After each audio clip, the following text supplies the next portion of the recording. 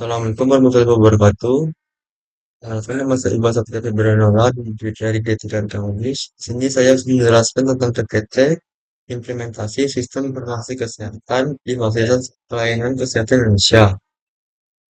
Tentang latar belakang, sistem informasi kesehatan sebagai salah satu komponen utama dalam sistem kesehatan yang ada di suatu negara kini, mulai diimplementasikan pada fasilitas-fasilitas pelayanan kesehatan yang ada di Indonesia. Implementasi SIG di kualitas pelayanan kesehatan memiliki hasil yang beragam.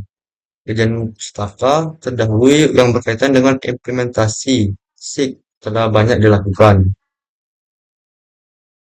Yang bertujuan untuk mengetahui bagaimana implementasikan SIG di fasilitas pelayanan kesehatan di Indonesia dan faktor-faktor yang dapat mempengaruhi hasil implementasi SIG.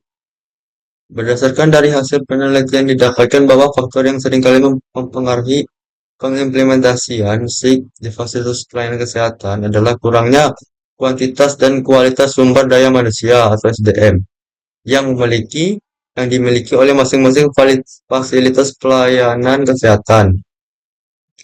Ada permasalahan.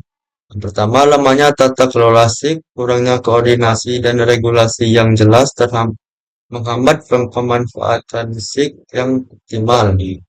Kedua, fragmentasi sistem. Banyaknya aplikasi SIG yang bekerja secara terpisah, menyebabkan data tidak terintegrasi antar fasilitas kesehatan.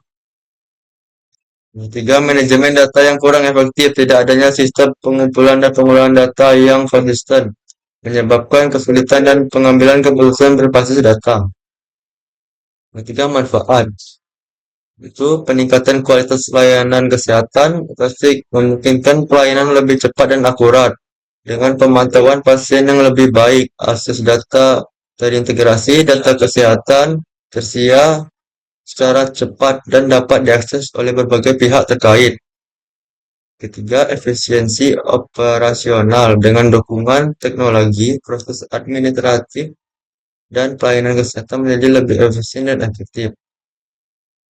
Dan metode penelitian. Metode yang digunakan dalam penelitian ini adalah literatur review, yang mana berdasarkan dari kajian pustaka pada artikel jurnal ilmiah di Indonesia, dari Google Scholar, buku cetak, buku elektronik, mampu, dan jurnal ilmiah.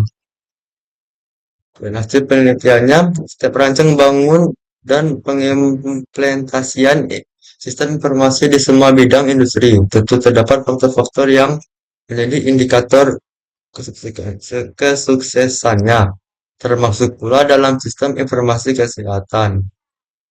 Salah satu faktor yang dapat digunakan sebagai tolak ukur kesehatan, rancang bangun dan pengimplementasi di berbagai fasilitas pelayanan kesehatan adalah dari sisi pengembangan sistem informasi itu sendiri, sehingga memberikan hasil dan manfaat yang mencakup hal kerjasama, menyelaraskan hingga pelaksanaan pembangunan kesehatan yang berkelanjutan.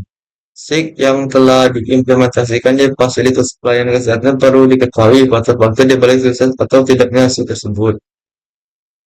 Misalnya beberapa langkah telah diambil oleh memperbaiki SIG di Indonesia, di antaranya satu, implementasi di kesehatan. Pemerintah melalui Kementerian Kesehatan mulai mengembangkan berbagai aplikasi seperti SIM-RS, SIS-A, dan telemedicine untuk memfasilitasi pencatatan, surveilansi penyakit, dan manajemen logistik hebat.